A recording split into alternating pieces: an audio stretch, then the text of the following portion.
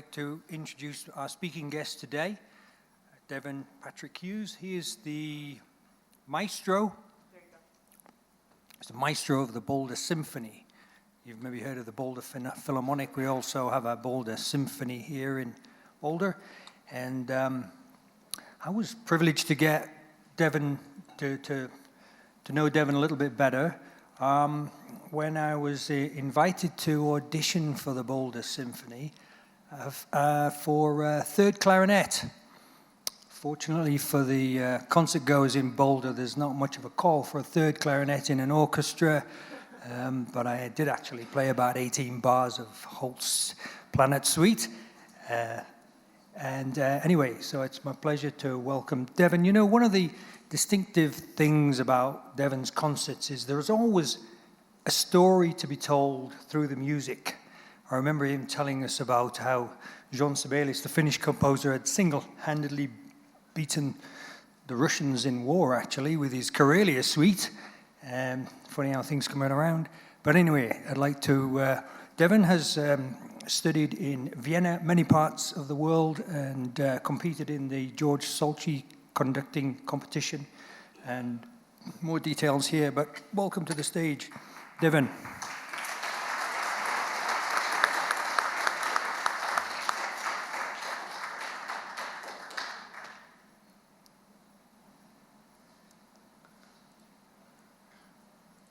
It's great to be here. I have an opening video. Let's see if we can get that going.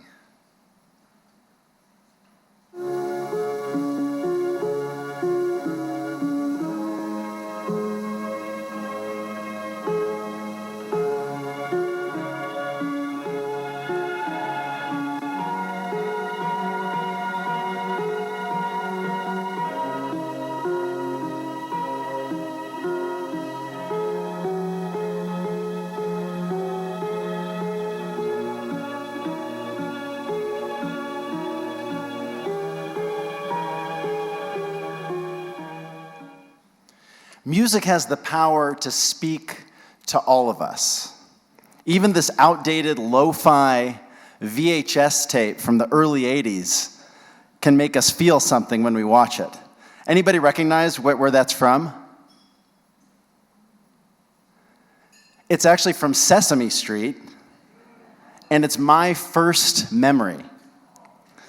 I was 3 at the time when I saw it, and it moved me to tears. Just the music, Vivaldi's music, the beautiful flower. And I didn't know at the time that the flower in the video was crying. This was a pivotal moment for me in my life. It opened a door into my soul. It awakened an awareness I didn't know I had, and it marked the beginning of my lifelong relationship with music. Can we go back to my slideshow? Is that possible?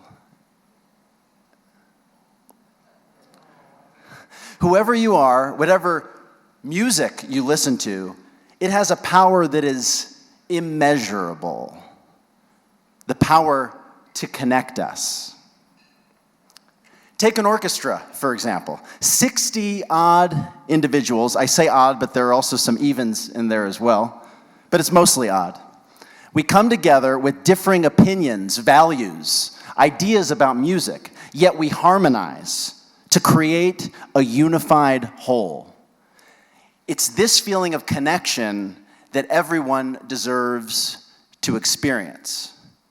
That's why at the Boulder Symphony, we created the Curiosity Concerts. We believe music isn't just fun and inspiring, but it's instrumental in assisting kids with their cognitive development and their mental health throughout their lives. And our concerts in particular provide kids with outlets for their emotions. Our Curiosity Concerts serve thousands in the Boulder County area. We strive to put the creative act directly into the hands of the students and the participants, sparking a lifelong relationship with music like I once had. We play music of all genres. Can anybody just name their favorite piece of music or their favorite genre?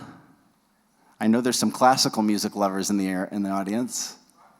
Rachmaninoff, that's a great one. It's a 150th anniversary of Rachmaninoff. A lot of Rachmaninoff being played these days. In fact, the Boulder Symphony is going to play the Second Symphony in November, this coming November. Anybody else? Any like jazz lovers or hip hop? Chopin, yes. So we have Rachmaninoff and Chopin in our concerts. We bring that to the kids. Any other? One more? Gershwin, yes. We include jazz and Tin Pan Alley and all that stuff. It's so the kids can have an immersive experience as they try out new instruments, dance, sing, play with, and even sometimes conduct the orchestra. All of our Curiosity concerts have themes. For example, Agree to Disagree encourages the participants to have empathy with the views and opinions of others using musical diversity. Our latest concoction, Tamiko and the Magic Violin, uses Japanese folk music to celebrate cultural diversity and also incorporates indigenous instruments like the shamisen and the taiko drums. Oink, oink, oink. Oink, oink, oink. Magic fox. Magic fox. Pow, pow. Pow, pow. Pipe. Sorry, cut that one a little short. And in case any of you were wondering, yes, we also have sea shanties. If you guys could pay attention to this one, there may be a quiz directly afterwards. Pipe is like for me. A pipe is like for me. Forever we sail the sea. Forever we sail the sea. We search all the time and when we find we take all the booty, leave nothing behind. A pipe is like for me. A pipe is like for me.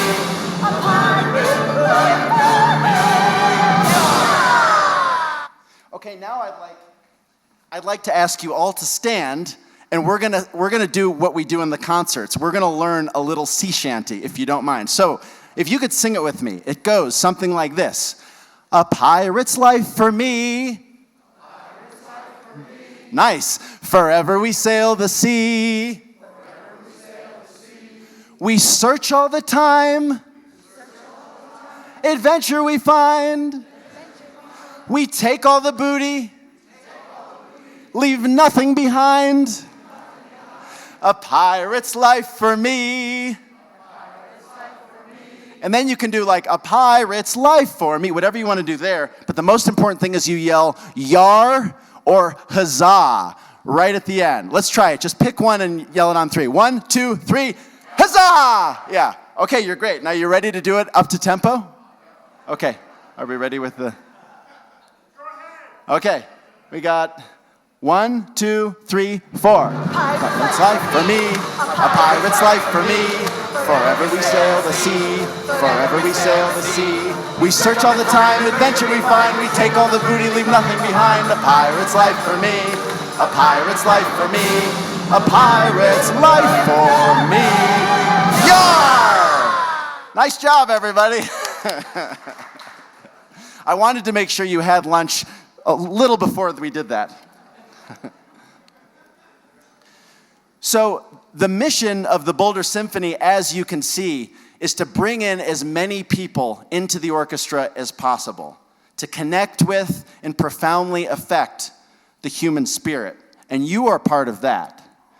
And in this particular instance, my daughter Ayla was able to experience her first Curiosity concert ever.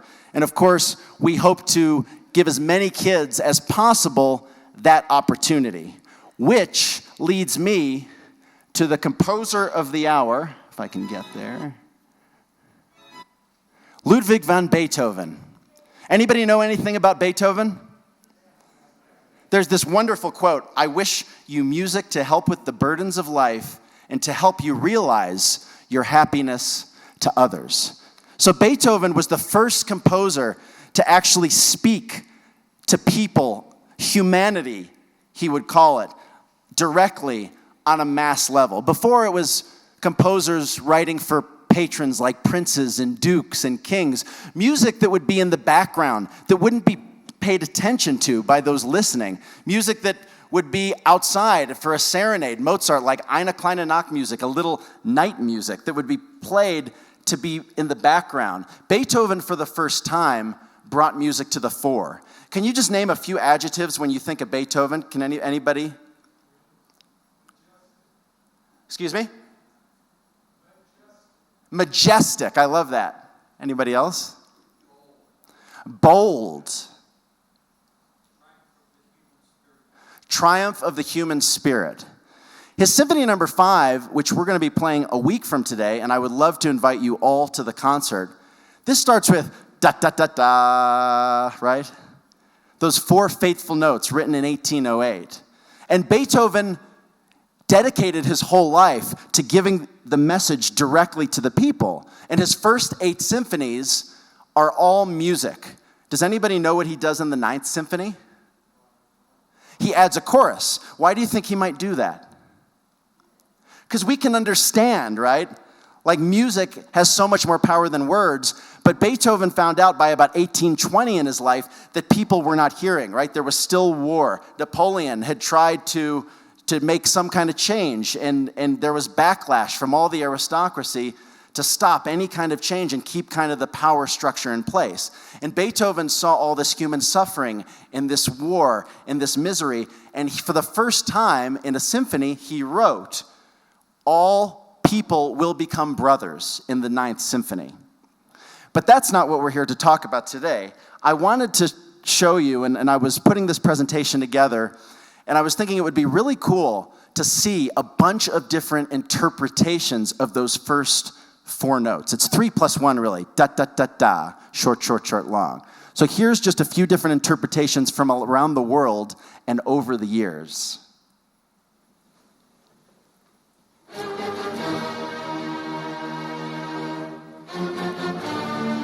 Majestic. See if you can notice different speeds. A little faster.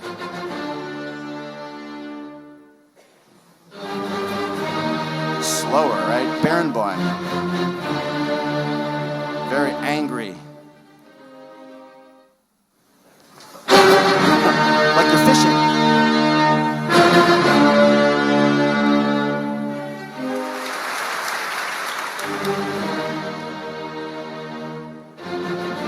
Kind of bowing to the divine.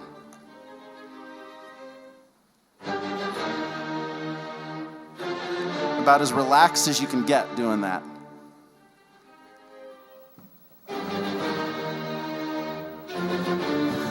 Making sure they play.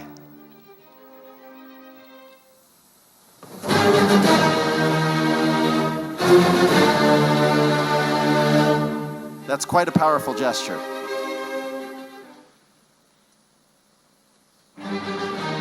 You notice sometimes they're a little after, they're later on the beat than some people who are right off the beat. Sometimes, yap-pa-pa-pa.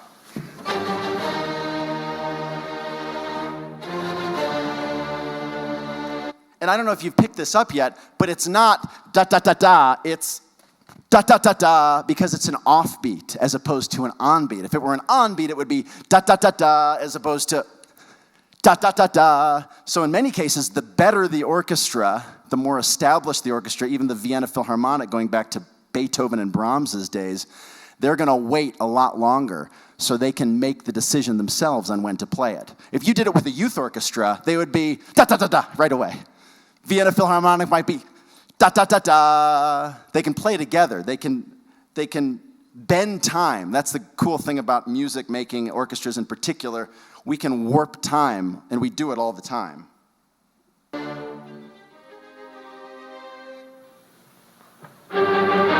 George Sell with the Cleveland Orchestra.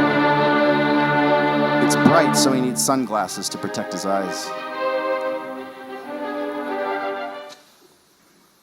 A little massage.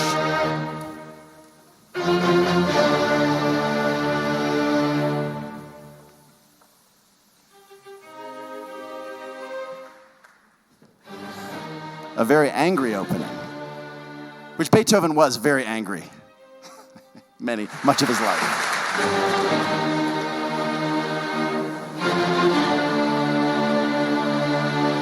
Anybody have any favorites so far?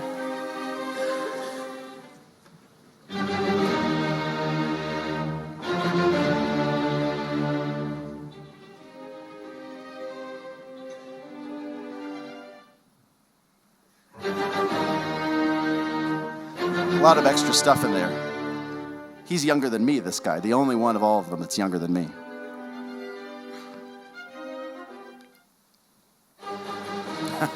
He conducted more with his eyebrows than he did his baton on that one.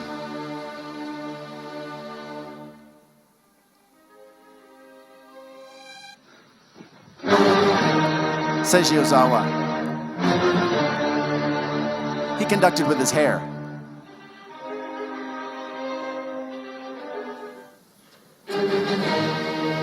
Toscanini.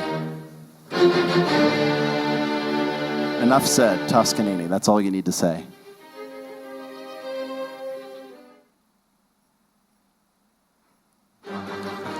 He had to think about that one a while. I don't have him. Love him, though. He didn't make the final cut, sorry.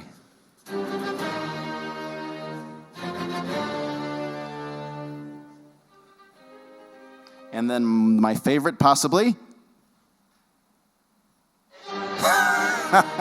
Wait for it.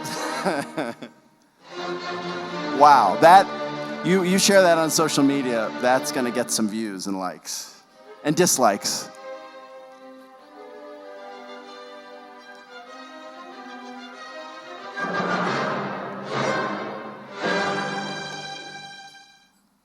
Out of all of that compilation, is there a recurring theme that you're starting to sense?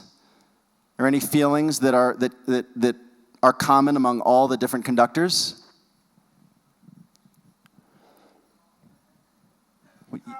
Power, intensity, energy, passion, restraint. Oh, some of them are restrained, yeah, because you have a 40-minute symphony to go, so you have to show a little restraint. I think there's a lot of yes? Destiny, yeah, destiny. Beethoven talked a lot about fate. I think there's a lot of turmoil. The coolest thing about Beethoven is he invented the orchestra. He invented modern conducting, which is also ironic because he couldn't hear. By the time he was conducting most of his works, he couldn't hear most of them. His music was so complex that it necessitated a conductor, but Beethoven trying to conduct it was in many cases disastrous. And how might you ask, was Beethoven as a conductor?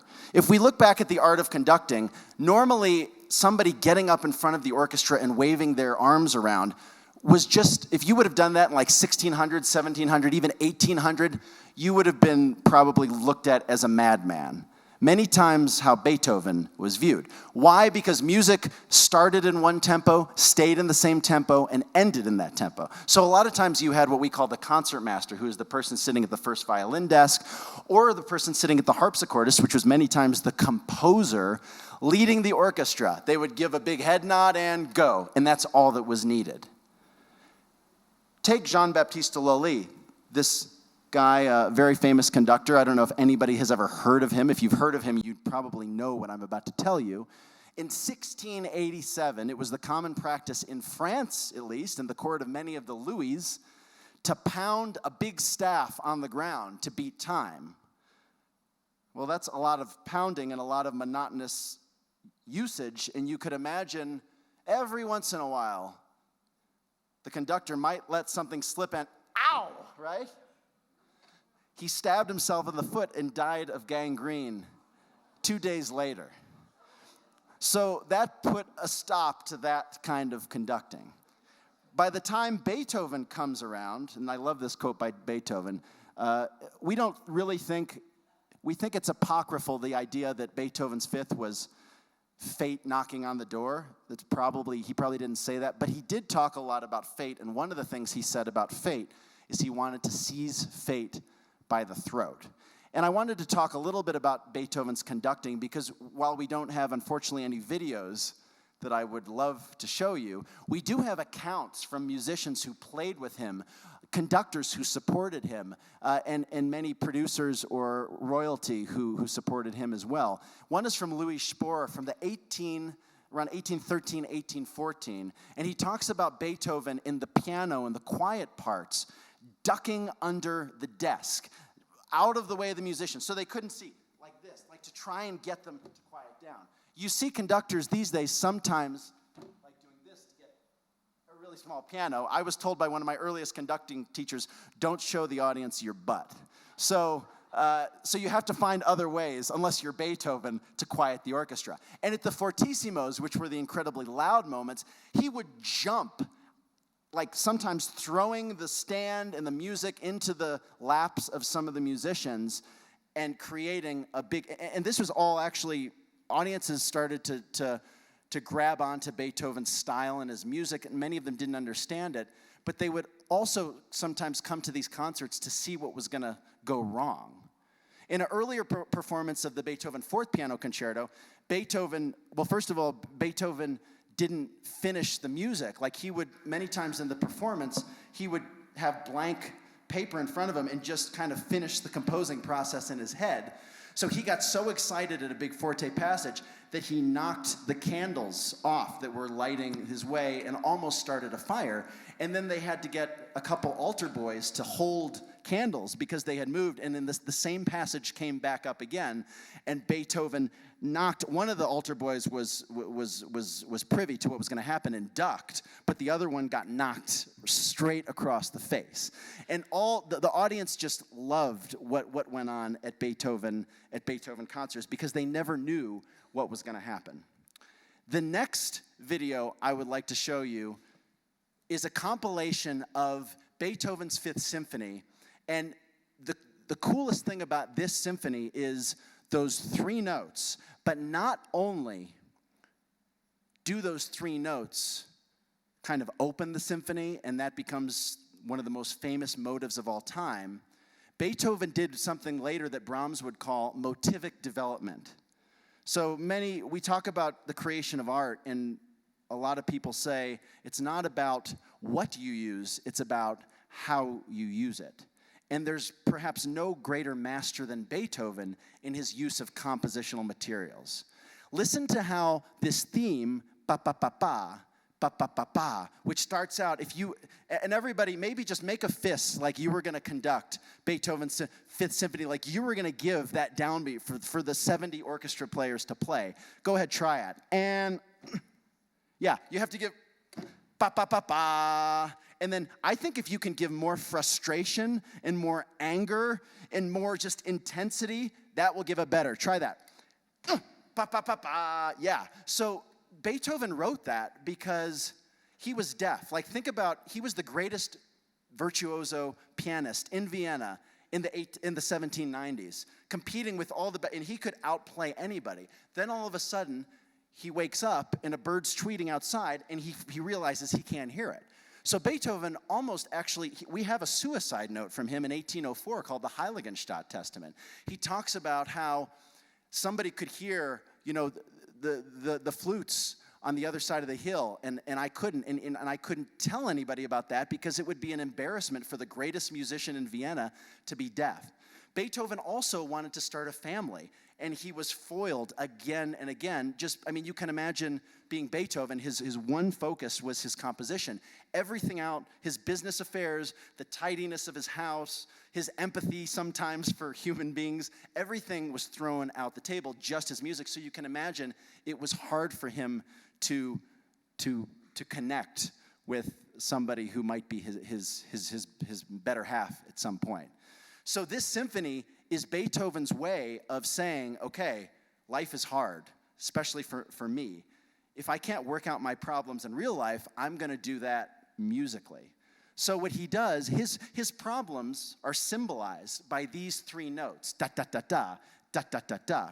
And just see, as we go through this symphony, I made a highlights reel. If anybody watches baseball, you can watch the 4-hour game or you can watch the 8-minute highlights reel. So I made or maybe the Wagner Ring Cycle. It's sometimes nice to have a highlights reel because that's 16 hours. So I made a highlights reel of this symphony, and I would love for you to listen to that da-da-da-da, dun-da-dun-dun-dun-da, dun-da-dun, da-da-da-da, da-da-da-da, da-da-da-da, dee-da-da-da, how it's transformed throughout the symphony, how for the first time in history, the symphony becomes a story, becomes a biopic of somebody's life. So here it goes. So remember him. And now we get to the second movement. and it's all over. 2, 3, 1. Dun, dun, dun, dun. 1, 2, 3, 1. 1, 2, 3, 1. Now the third movement. Dun, dun, dun, dun. It's back. It's different. It's not as triumphant as the second movement.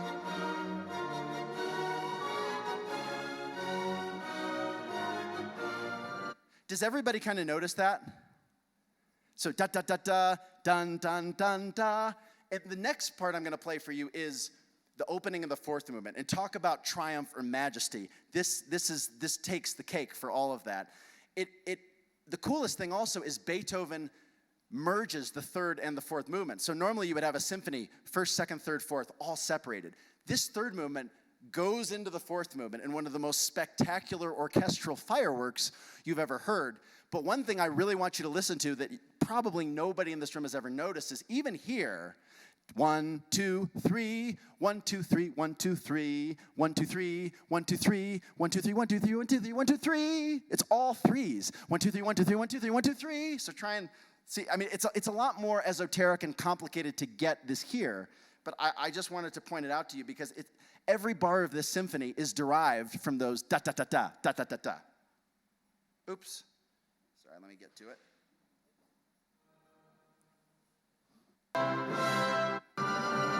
Here it is. 1, 2, 3. 1, 2, 3. 1, 2, 3. 1, 2, 3. 1, 2, 3. 1, 2, 3. 1, 2, 3. 1, 2, 3. 1, 2, 3. 1, 2, 3, 1, 2, 3, 1, 2, 3, 1, 2, 3. 1, 2, 3, 1, 2, 3, 1, 2, 3, 1, 2, 3. 1, 2, 3, 1, 2, 3. 1, 2, 3, 1, 2, 3, 1, 2, 3. All of it. And here's one more. Da da da dun, da da da dun. 1, 2, 3, 1. 1, 2, 3, 1. And you notice there, how is that first theme where you go da da da? How is it now dun dun da? Right? He has transformed his life, his music, his soul, his fate, his destiny, all in the course of 35 minutes in that one symphony, which, by the way, was premiered on a 4-hour concert at that time. They were called Academy, and composers had to go. There were no professional orchestras at the time. Beethoven had to go to all the different households and the different Bezirke, the districts in Vienna, and recruit musicians and put his concert together. And he had to get the approval of the police, because to put on any concert, you had to get approved by the city and by the police chiefs, who were always present in the concert just to keep things calm. So one of the other cool things of once Beethoven has created this triumph, check out all the composers that come after, and I'm just going to play you 3, and tell me if this seems familiar to you. Tchaikovsky. Bum, ba ba ba bum bum. 1, 2, 3, 1. 1, 2, 3, 1. Mahler 5.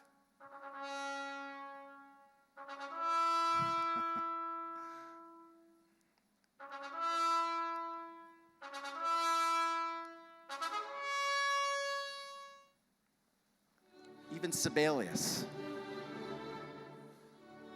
2, 3, 1, 2, 3, 1, 2, 3. 1, 2, 3. 1, 2, 3. 1, 2, 3, 1, 2, 3, 1. So even the Finnish composers. So I hope that you've enjoyed kind of hearing a little bit about my interpretation of the Fifth Symphony. And I would love to invite you to come to our concert a week from today. In addition to the Fifth Symphony, we have a Britten double concerto for violin and viola. Our executive director, Andrew Krim, who also is a phenomenal violist, is playing, and the concertmaster of the Colorado Symphony, Yumi Wong-Williams. And we also have an incredible piece by Eric Wolfgang Korngold, who kind of set the stage for all the Hollywood music that we know of, including John Williams, Danny Elfman, Alan Silvestri. All music that you would recognize from the movies started with Korngold, and this is from The Seahawk, starring Errol Flynn from about 1944. So it'll be an awesome concert, and it's been a joy connecting with you and talking to you about music, and I'd love to hear any questions you all might have in the few minutes we have remaining. And we have a microphone back there. Thank you.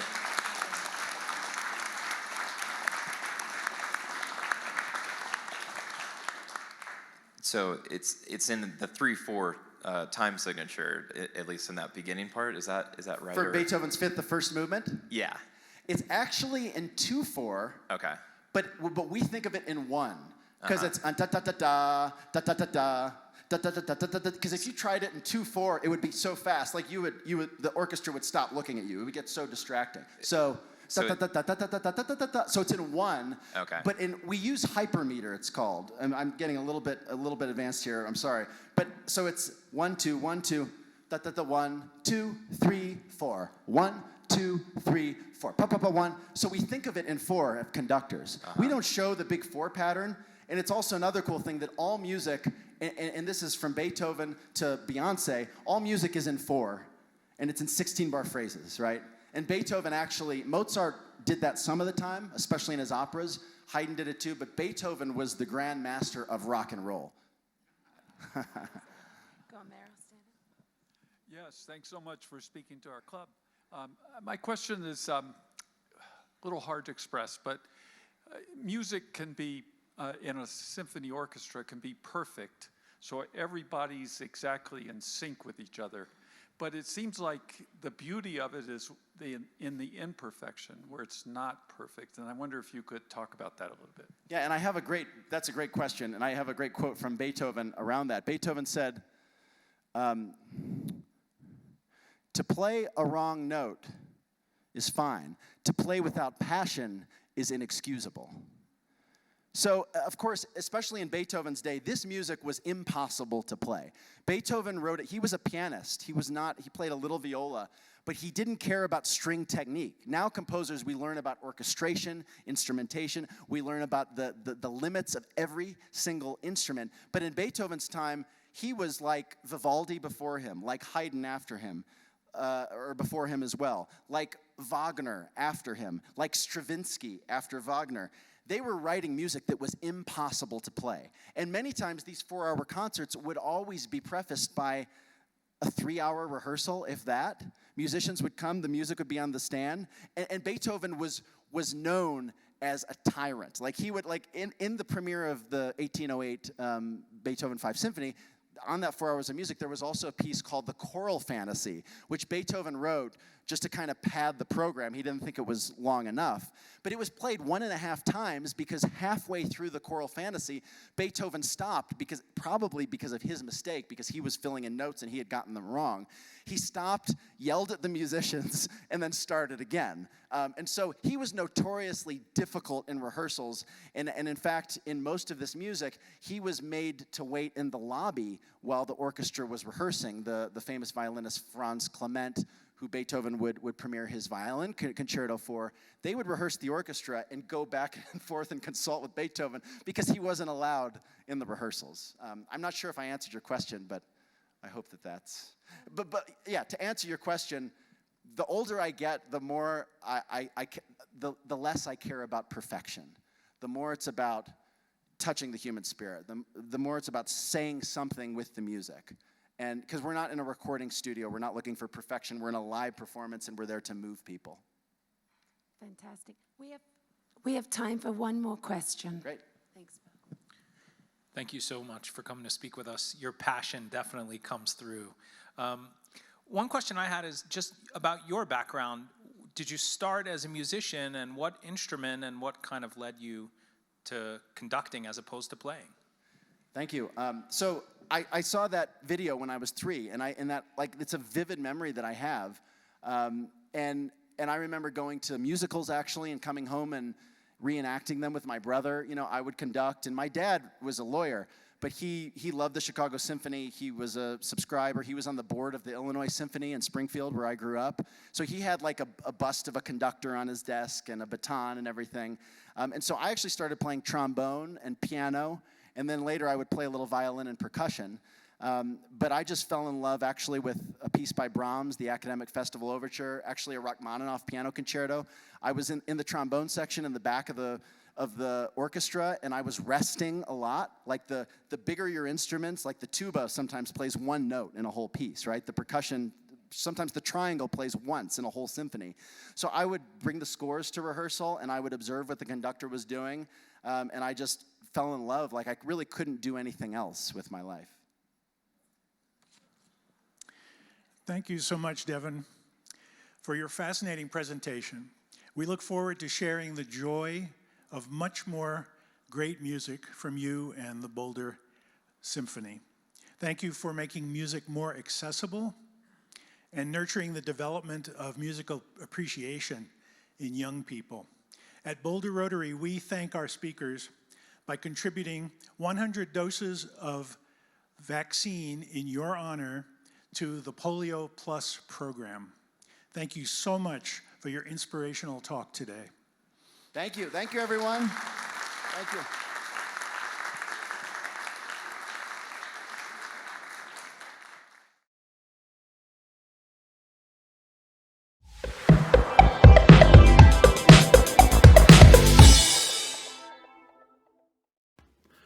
All of May is Bring a Friend to Lunch Month.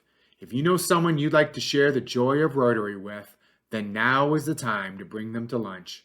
We have 3 Friday meetings in May 5th, 12th, and 19th, and now is an excellent time to share with them the friendship, service, and impact that Boulder Rotary has in our community.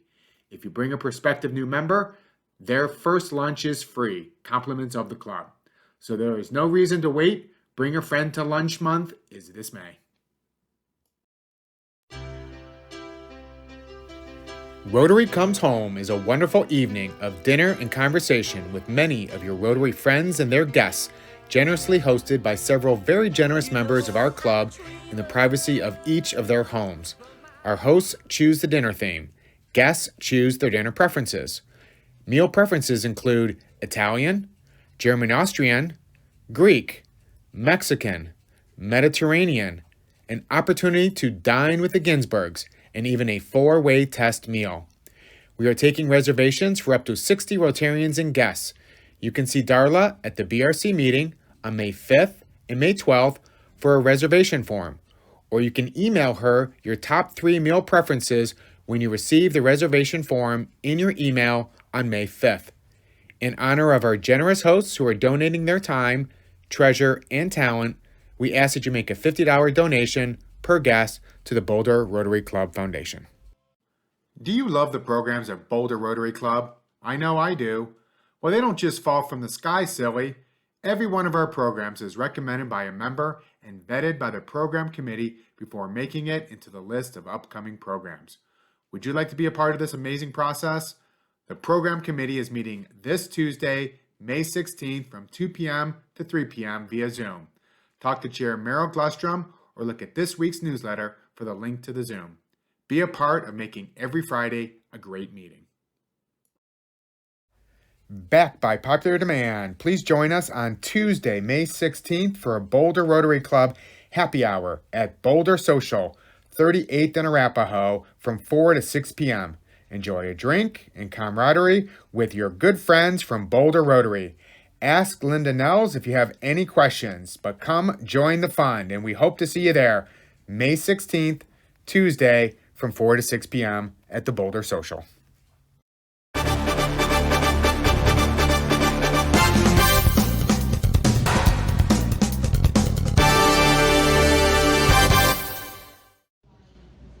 This week's Rotarian on the Street is with Nancy Chin Wagner.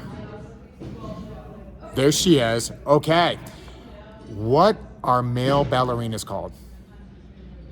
Pirouettas. Pirouettas? Mm-hmm. Are you making up that word? No, not Is that at really all. what they're called? I don't even know. What is a pirouetta? Then you got to look it up. Oh He's my got to God. look up pirouettas. Oh my God. Talk There you go. about... But I like the tights. Talk about turning it around. Okay, great. Now I'm flustered. There you Okay. go. Okay, great. This week's Rotarian on the Street, NCW, here live.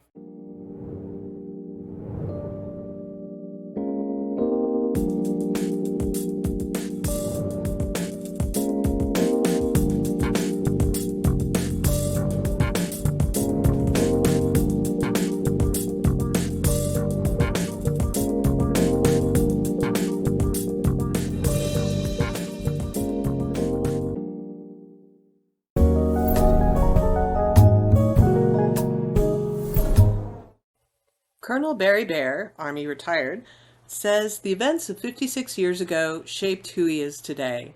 Next week, in honor of Memorial Day, Colonel Bear will discuss his combat tour in Vietnam 15 months after graduating from CU in the Army ROTC program, as well as his life after Vietnam and some lessons learned from those days that he still follows as a practicing chief financial officer for several companies, including nonprofits.